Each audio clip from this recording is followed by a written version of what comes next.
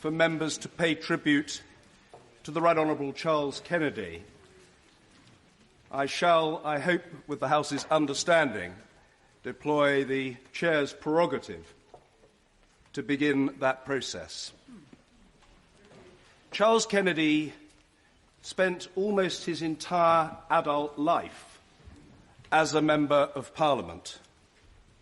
He was assuredly at home in this place, yet perhaps happiest beyond it. He was a man of deep progressive principle, but a man also blessed with the popular touch. He was a good talker, but an even better listener. Above all, and perhaps most strikingly, Charles had the rare ability to reach out to millions of people of all political persuasions and of none across the country who were untouched by and in many cases actively hostile to politics. In this seminal sense, therefore, Charles was the boy next door of British public life. We salute him. We honour his memory. And we send today our sincere, heartfelt and deepest condolences to his family and his friends. The Prime Minister. Thank you, Mr. Speaker. The whole House would have been shocked and so deeply saddened by the sudden news yesterday morning of the death of Charles Kennedy. As you said, it's a tragic loss for his family, not least his son Donald, who's just 10 years old, and I know the thoughts and prayers of the whole House are with his family and his friends at this time. Mr. Speaker, it's right that the House should come together and pay tribute to a man whose character and courage inspired us all, and who served his constituents so well for almost 32 years. There was something very special about Charles. As his good friend Alistair Campbell put it yesterday, he spoke fluent human because he had humanity in every vein and every cell. Mr. Speaker, Charles Kennedy will be remembered for his success, for his principle and intellect, and above all for his incredible warmth and good humour. And I'll say a word about each. He was elected as the youngest Member of Parliament in 1983 at just 23 years old. It was a remarkable victory. Standing for a new party, while studying in America at the time, he went from fourth place to first, defeating an established Conservative who'd been in this House for 13 years. From there, his political career took off. Just a year earlier, he'd been asked by his careers advisor what he was going to do in his life. He had replied that he could be a teacher or a journalist, but if all else failed, there was always politics. So on his election, his old careers advisor wrote to congratulate him, saying, "I can only presume that all else failed." The new member for Ross, Cromarty and Skye, he then was, faced a number of challenges at the beginning of his parliamentary career. His arrival in Westminster was only the third time he'd been to London in his life. Arranging to stay in a friend's spare room in Hammersmith, he remarked that he didn't know how you got from Hammersmith to Westminster. And in fact, it was worse than that. He didn't even know how to get from Heathrow to Hammersmith. Charles Kennedy played a pivotal role in bringing together two parties, the SDP and the Liberals, becoming president of the Liberal Democrats in 1990 and party leader from 1999 to 2006.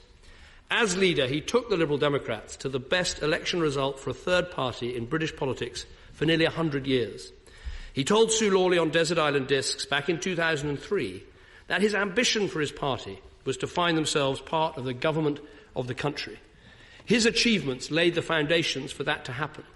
And while he was never the greatest fan of the coalition, and indeed voted against its formation, he never spoke out against the Lib Dem participation in it. For as much as he was a man of strong views, he was also a man of great loyalty. He equally resisted any overtures from the Labour Party, dismissing rumours that he would rejoin them by saying, "I will go out of this world feet first with my Lib Dem membership card in my pocket." As ever with Charles Kennedy, he was a man of his word. Mr. Speaker, Charles Kennedy was also a man of great principle and great intellect. At the heart of his political views was a deep commitment to social justice. He passionately believed in Europe as a way of bringing people together, but his most outspoken contribution in recent years was the principled stand he took against the Iraq War. Looking back, it is easy to forget just what a stand that was, taking abuse from the major parties on both sides of the House and adopting a position that wasn't even supported by the previous leader of his own party. But there was something about the deeply respectful way in which he'd conduct an argument. He didn't believe in making enemies out of opponents, and he didn't, as he put it, waste time just rubbishing everybody else. He made friends even with those who disagreed with him. And I think that was one of the reasons why he was so liked and so widely supported in taking on the personal challenges he faced. I had the privilege of getting to know him a little bit when I was a new MP back in 2001. We both frequented the smoking room, and while we disagreed about many things, we both mourned its passing. I find myself thinking today about just what an extraordinary talent he was. All the while that he was battling his demons, he could make amazing speeches, delight a TV audience, inspire his followers, take down his opponents with his brilliance in debate, and crack jokes all at the same time. Above all, Mr. Speaker, it is his warmth and good humour for which Charles will be remembered most fondly. He had a way of connecting with people, even those who didn't know him well or even at all. In the tributes to Nelson Mandela in this House 18 months ago, Charles told us the story of their first meeting. He said he was introduced by his friend Lord Redesdale, who introduced him to Nelson Mandela as a colleague from the House of Commons called Nigel Kennedy. As Charles remarked at the time, the President's characteristically firm handshake and jovial welcome confirmed two things for me there and then. First of all, he'd never heard of Nigel Kennedy, but far more distressingly, he sure as hell had neither heard of me either.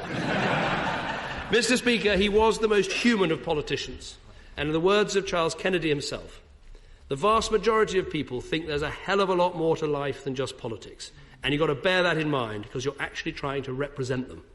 At his best, he was the best that politics can be, and that is how we should remember him. Yeah. Harriet Harman. We all felt so saddened to wake up to the news yesterday of the death of Charles Kennedy, and the Prime Minister expressed the feelings of the whole House in his generous tribute, as did you in your comments, Mr. Speaker. As we come together to mourn his death and to pay tribute to his extraordinary qualities, I think there is much that all of us in political life can learn from Charles Kennedy. He was an outstanding parliamentarian and dedicated his whole life to politics. That is a powerful reminder to all of us that giving your life to politics, being a career politician, can be an honourable, not an ignoble thing.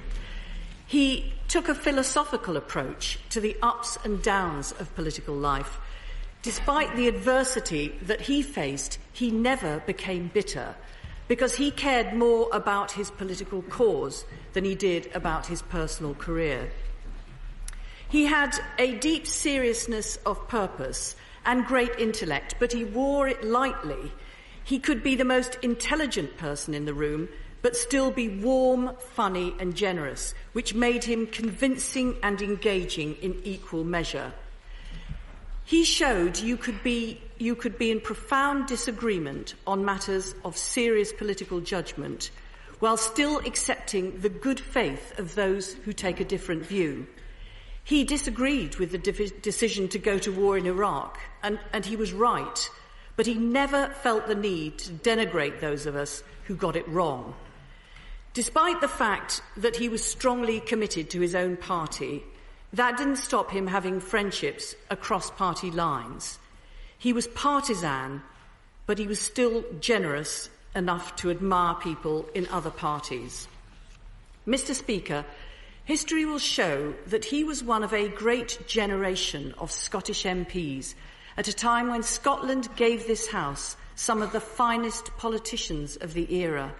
Exceptional politicians like John Smith, Donald Dewar, Gordon Brown, Ming Campbell, Robin Cook.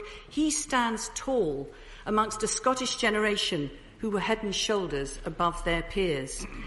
I remember when he first came to this House, aged only 23, the golden boy from the Highlands. He shone in this chamber. He was elected so young, and it's a tragedy that he's died so young. All our thoughts are with his family. Yeah.